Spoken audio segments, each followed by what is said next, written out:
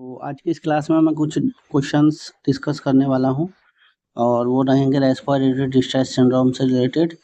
सारे important questions हैं जो एग्जाम्स के अंदर पूछे जाते हैं। ये टॉपिक मैं आपको पढ़ा चुका हूं पीडियाट्रिक्स के अंदर और इससे रिलेटेड ही क्वेश्चन हम देखने वाले हैं। तो चलिए शुरू करते हैं कुछ क्वेश्चंस के बारे में डिस्कस करना। सबसे पहला क्वेश्चन है कि रेस्पिरेटरी डिस्ट्रेस सिंड्रोम सबसे कॉमन किसको अफेक्ट करता है। तो यहाँ पर दिया गया है कि इन सब में से सबसे ज़्यादा रेस्पिरेटरी डिस्ट्रेस सिंड्रोम जो होता है वो किसके अंदर होने के चांसेस रहते हैं। क्या वो एडल्ट्स के अंदर होने के चांसेस रहते हैं, क्या वो टर्म इन्फेंट्स के अंदर, या फिर प्री टर्म इन्फेंट्स के अंदर, या ओल्ड एज के अंदर। तो मैंने आपको बताया था, अगर याद होगा आपको, तो यहाँ पर टर्म बेबी होगा वो तो क्या होगा उसके अंदर, तो यहाँ पर जो है सर्फेक्टेंट बन जाएगा। ठीक है, सर्फेक्टेंट बन जाएगा। लेकिन जो प्री टर्म होगा इसके अंदर ये नहीं बनेगा, क्योंकि ये हो जाएगा 37 वीक से पहले, और जो सर्फेक्टेंट का रहता है वो रहता है 35 वीक के बाद में होता है।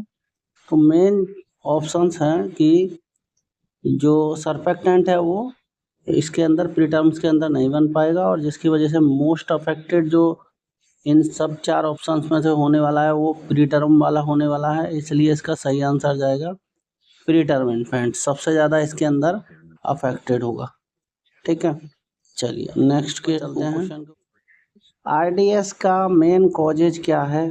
सर्फेक्टेंट की कमी, हीमोग्लोबिन की कमी, pulmonary embolism, vitamin D deficiency. तो इसके बारे में अभी बताया था मैंने आपको, अगर ध्यान से अपने पहला क्वेश्चन ध्यान से समझा है तो इस सर्फेक्टेंट की कमी की वजह से ही हमारे शरीर में प्रीटर्म या बेबी के न्यूबॉर्न के शरीर में जो होता है रेस्पिरेटरी डिस्ट्रेस सिंड्रोम होता है, क्योंकि सर्फेक्टेंट जो है उसके अंदर पूरी तरीके से नहीं बन पाता है और जो एल्वियोलाई होती है वो कोलैप्स हो जाती है, जिसकी वजह से बच्चे की डेथ हो जाती है। तो सर्फेक्टेंट की कमी की वजह से होता है। याद रखना, ये एक प्रकार का केमिकल सब्सटेंस होता है जो बहुत ज़रूरी होता है हमारे फेफड़ों के अंदर। जो हमारी एल्वियोलाई होती है, कुपिकाएँ होती हैं, उनको खुला रखने के लिए, उनके सरफेस टेंशन को, पृष्ठीय तनाव को मैनेज करने के लिए बहुत ज़रूरी होता है। ठीक है, क्वेश्चन नंबर 3, सर्फेक्टेंट किस चीज़ से बना होता है। अब मैंने बताया था जब पढ़ाया था सर्फेक्टेंट के बारे में कि सर्फेक्टेंट जो होता है फॉस्फोलिपिड स्ट्रक्चर होती है। ठीक है, इसके अंदर कुछ प्रोटीन्स, कुछ लिपिड्स पाए जाते हैं। देखिए एंजाइम्स या आप बात करेंगे किसी प्रकार के हार्मोन्स की, तो मेनली जो ये होते हैं वो बने होते हैं प्रोटीन से, एमिनो एसिड्स से। तो इनके अंदर मेन रोल प्रोटीन्स का होता है, आपको याद रखिएगा कहीं पर भी। लेकिन ये जो सर्फेक्टेंट होता है इसके अंदर लिपिड भी मिला हुआ रहता है ना, फास्फोलिपिड स्ट्रक्चर होती है ये। और इसके अंदर जो 2 प्रकार के सब्सटेंस पाए जाते हैं, लेसिथिन और स्पिंगोमाइलिन, जो मैंने बताया था आपको। तो वो सब्सटेंस से मिलकर ये बना होता है। तो इसमें हमारा आंसर हो जाएगा क्या, इसमें आंसर हो जाएगा ए, प्रोटीन और लिपिड से मिलकर बना होता है। नेक्स्ट क्वेश्चन डिस्कस करते हैं। फीटल लंग्स में सर्फेक्टेंट मेनली कौन से गेस्टेशनल वीक के बाद मैच्योर होता है। तो इसके बारे में मैंने बताया था आपको कि ये जो है 20 वीक पे स्टार्ट होता है, इस 20 वीक पे स्टार्ट होता है और ये लगभग 35 वीक्स पर मैच्योर होता है। ठीक है, तो यहाँ पे याद रखना है 35 वीक्स पे ये मैच्योर होता है। अब इसके हिसाब से ऑप्शन देख लीजिए, 20 वीक मैच्योर पूछा गया है। यहाँ पर मैच्योर कब होता है, तो यहाँ राइट ऑप्शन हो जाएगा सी, 34 से 36 वीक, क्योंकि 35 वीक इसी के बीच में आ रहा है। ठीक है, लगभग 34 से 36 वीक के आसपास ये मैच्योर होता है सर्फेक्टेंट।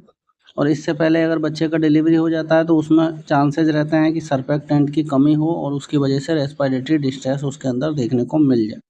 ठीक है, तो रेस्पिरेटरी डिस्ट्रेस के लिए सर्फेक्टेंट जिम्मेदार होता है। कब बनता है, 20 वीक से 35 वीक के दौरान बनता है। तो यहाँ पर आंसर आपका हो जाएगा सी, 34 से 36 वीक। नेक्स्ट क्वेश्चन पे चलते हैं। आरडीएस के साइन या सिम्टम्स में सबसे कॉमन कौन सा होता है। तो देखिए आरडीएस रेस्पिरेटरी सिस्टम से रिलेटेड प्रॉब्लम होगा। तो रेस्पिरेटरी सिस्टम से रिलेटेड मैंने आपको बताया था यहाँ पर कि उसके अंदर नेजल फ्लेयरिंग देखने को मिलेगी, मतलब नाक की नथुने फूल जाती हैं। ग्रंटिंग साउंड उसको सुनने को मिलेगा आपको जब आप ऑस्कल्टेट करेंगे उसको तो। और इंटरकोस्टल चेस्ट रिट्रैक्शन देखने को मिलेगा। चेस्ट रिट्रैक्शन का मतलब होता है जो हमारी पसलियाँ होती हैं, ठीक है, पसलियाँ जो होती हैं उनके अंदर जो है यहाँ पर जो स्किन होगी वो उनके अंदर धंस जाती है। बिल्कुल आपको ऐसे ही दिखेगी जैसे पसलियाँ साफ दिखेंगी, ठीक है, धंस जाती है स्किन के अंदर। तो यहाँ पर हमको नेजल फ्लेयरिंग, ग्रंटिंग साउंड और चेस्ट रिट्रैक्शन देखने को मिलता है। तो राइट आंसर हो जाएगा हमारा बी, ठीक है। चलिए,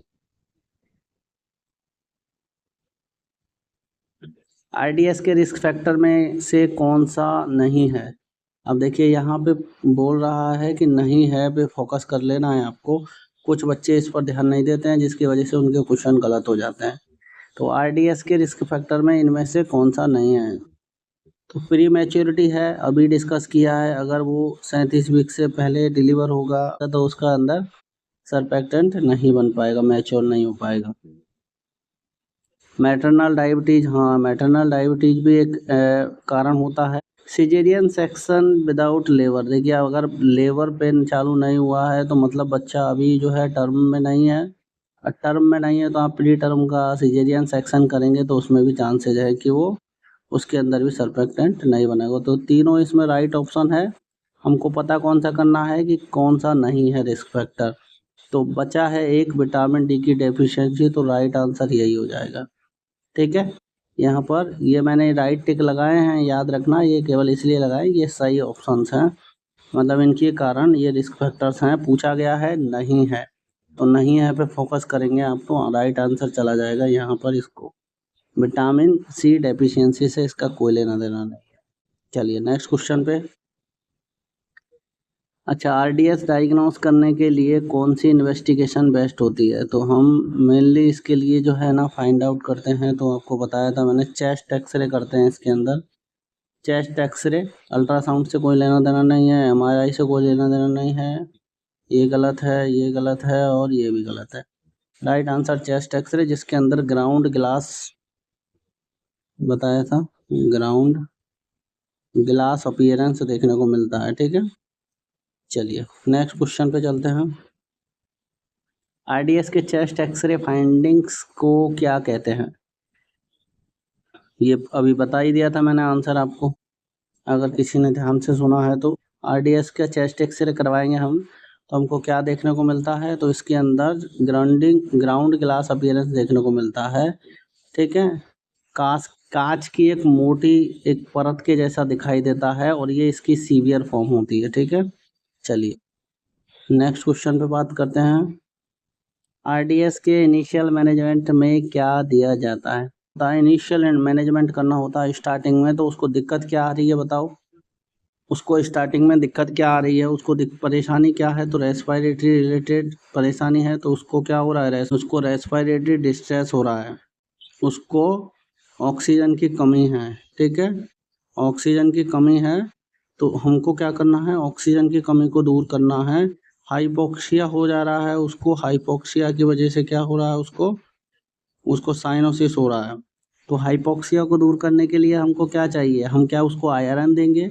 आयरन तो नहीं देंगे, विटामिन ए सप्लीमेंट भी नहीं देंगे, एंटीबायोटिक्स भी नहीं देंगे, ऑक्सीजन थेरेपी देंगे उसको, सीपैप देंगे, ठीक है, कंटिन्यूस पॉजिटिव एयरवे प्रेशर हम देंगे उसको।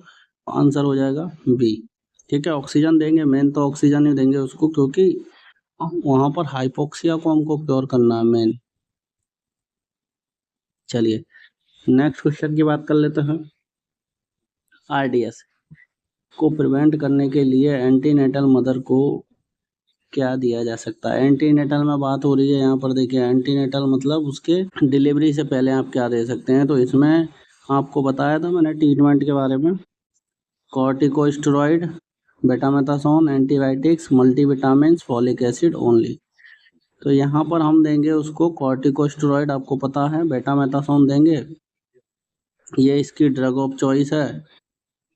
अच्छा, सेकेंड नंबर पे अगर बात करेंगे ड्रग ऑफ चॉइस की तो हो जाएगी डेक्सामेथासोन, डेक्सामेथासोन हो जाएगी, ठीक है।